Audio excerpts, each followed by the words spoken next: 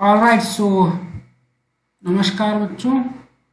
और इस वीडियो में मैं एक कदम आगे बढ़ूंगा और इस वीडियो में हम बात करेंगे अनुसूची एक प्रीमियम की। ठीक है, तो जैसा कि हमने क्लासेस में 10 के आसपास सवाल भी लगाए हैं और पिछले वीडियो में मैंने बताया कि आगम खाता कैसे बनता है, रेवेन्यू खाता कैसे बनता है एक बीमा कंपनी का। तो किसी बीमा कंपनी का रेवेन्यू खाता जब बनता है, आगम खाता जब बनता है, तो उसमें सबसे पहला अनुसूची जो होता है वो होता है प्रीमियम का, है ना। तो इस प्रीमियम के अंदर बहुत सारे एंट्रीज और होते हैं, तो उसको हम लोग समझेंगे। हालांकि मैं सवाल करा चुका हूँ क्लास में 8-10 के ऊपर, उसके बाद भी किसी को डाउट हो तो इस वीडियो के माध्यम से डाउट को क्लियर कर लेंगे। तो सबसे पहले हम देखते हैं कि वर्ष के दौरान प्राप्त प्रीमियम, इस वर्ष में कितना का प्रीमियम प्राप्त हुआ है उस कंपनी को, और उसमें हम कुछ जोड़ेंगे कुछ घटाएंगे और उसके बाद हमें शुद्ध प्रीमियम प्राप्त होता है। तो वर्ष के दौरान प्राप्त प्रीमियम, मान लीजिए इस कंपनी ने 10,000 रुपये का प्रीमियम इस वर्ष में कमाया है, तो इसमें हम अब क्या जोड़ेंगे क्या घटाएंगे, अलग अलग प्रश्नों में अलग अलग एंट्रीज दी रहती हैं, उस हिसाब से हम करते हैं। लेकिन मेन जो चीज़ें होती है जो हमें याद रखनी है, और अगर ये याद रहे तो हम हर सवाल को बना सकते हैं बड़ी आसानी से। तो प्रीमियम में क्या क्या जुड़ेगा, तो सबसे पहला होता है वर्ष के अंत में अदत्त प्रीमियम। जैसे ये खाता अगर हम बना रहे होंगे 31 मार्च 2008 को ख़त्म होने वाला ये वर्ष है और खाता उसी वर्ष का बन रहा है, तो 10,000 तो हमें मिल गया, पर कुछ हमें नहीं मिला है, अदत्त है प्रीमियम। तो उस अदत्त प्रीमियम को भी हम जोड़ेंगे। मान लीजिए 2,000 का अदत्त प्रीमियम है, हम इसे यहाँ पे जोड़ देंगे। ठीक है, फिर आता है स्वीकृत पुनर्बीमा प्रीमियम। कहने का अर्थ यह है, पुनर्बीमा का मतलब समझ रहे हैं, किसी बीमा कंपनी ने हमारे पास फिर से पुनर्बीमा करवा दिया, मतलब वो जो कंपनी होगी उसने किसी व्यक्ति का बीमा किया होगा और उसके बाद उसने अपने आप को थोड़ा सेव करने के लिए, अपना बचाव करने के लिए कि उसका पैसा ज़्यादा खर्चा मत हो, इसलिए उसने उस बीमा को हमारे पास पुनर्बीमा कर दिया और हमने स्वीकार भी कर लिया, हाँ भाई ठीक है आप पुनर्बीमा करना चाह रहे हैं, हम आपका पुनर्बीमा कर देते हैं। तो वो क्या करेगा, हमसे बीमा पॉलिसी ले रहा है ना वो, तो हमें वो क्या देगा, प्रीमियम देगा। तो और हमने स्वीकार कर लिया है उसको, हाँ चलो ठीक है आप बीमा करवा लो हमारे पास से करके। ठीक है, तो हमने स्वीकार कर लिया तो वो हमें प्रीमियम देगा, तो जो प्रीमियम देगा वो भी तो हमारा आय है ना। ठीक है, मान लो 2,000 का पुनर्बीमा उसने दिया, तो ये भी तो हमारा आय है नहीं। तो ये बात हो गई। अगला है प्रीमियम को कम करने वाला बोनस।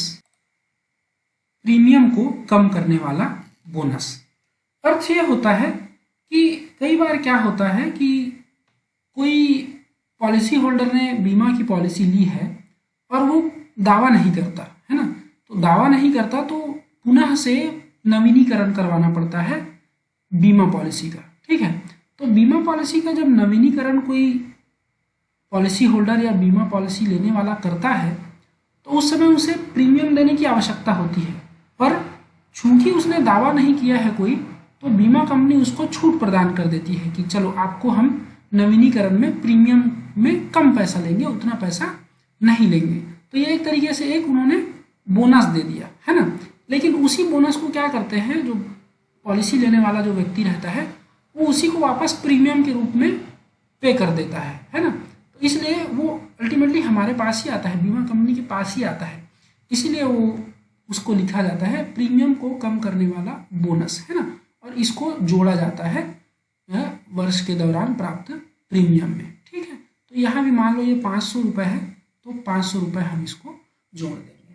ठीक है, इतने चीज़ें हमें जोड़ेंगी। कौन सी चीज़ें जुड़ेंगी, वर्ष के दौरान प्राप्त प्रीमियम, और क्या क्या जोड़ना है, पहला वर्ष के अंत में अदत्त प्रीमियम, फिर दूसरा स्वीकृत पुनर्बीमा प्रीमियम, जो पुनर्बीमा किसी दूसरे कंपनी ने हमसे करवाया है, फिर तीसरा प्रीमियम को कम करने वाला बोनस, इसको भी जोड़ना है।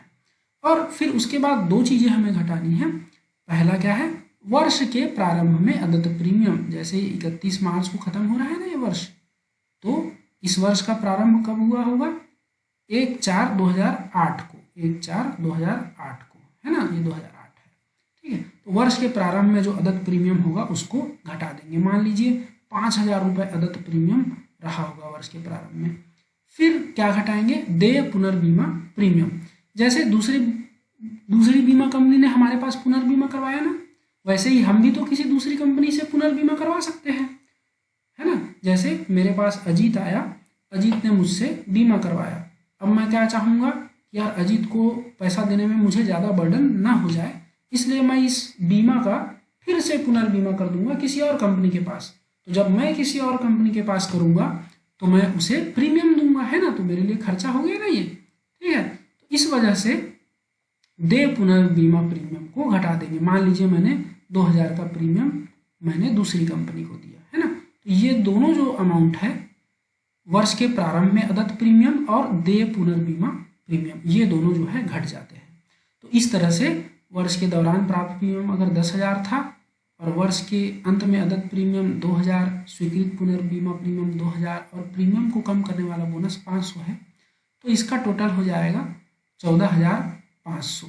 और 14,500 यहाँ पर हो गया, 14,500 इतना टोटल हो गया, उसमें से हम 7,000 घटा देंगे, 5 और 2,000, है ना। तो हमारे पास जो शुद्ध प्रीमियम आएगा वो आएगा 7,500, ठीक है। तो इस तरीके से जो है अनुसूची 1 के अंतर्गत प्रीमियम की गणना की जाती है। यहाँ से तो शुद्ध प्रीमियम आ गया हमें, है ना। फिर उपार्जित अथवा अग्रिम प्राप्त प्रीमियम में परिवर्तन का समायोजन, है ना। अगर कुछ आइटम्स पिछले वर्ष के दिए हुए हैं और इस वर्ष के भी दिए हुए हैं, है, तो उसमें जो अंतर होता है उसका समायोजन करते हैं। जनरली हमारे सवालों में ये इसका उपयोग नहीं है, तो हम इस पर उतना ध्यान नहीं देंगे, हमारा काम चल जाएगा। कुल अर्जित प्रीमियम उतना ही रहेगा जितना यहाँ पे है, जैसे 7,500 है, 7,500 यहाँ पर आएगा। अब ध्यान देने वाली बात यह है कि कुछ कुछ सवालों में इस तरीके से रहता है कि यह मान लीजिए कि प्रीमियम का कुछ हिस्सा भारत के बाहर देश से आया है, या प्रीमियम का कुछ हिस्सा भारत का है, भारत के अंदर का है, ऐसा कुछ सवाल आ जाता है। अगर बोल दिया कि 10% प्रीमियम का हिस्सा जो है भारत से है, बाकी 90% भारत से बाहर से है, तो हम क्या करेंगे, 7,500 का 10% भारत में दिखा देंगे। 7,500 का 10% 7,500, सॉरी 750, ठीक है।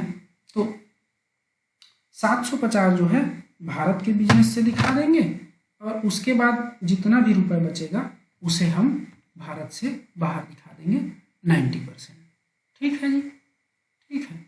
तो ये मेरे ख्याल से बच जाएगा, 5 गया और यहाँ पर 15 में 8 गया, तो 7,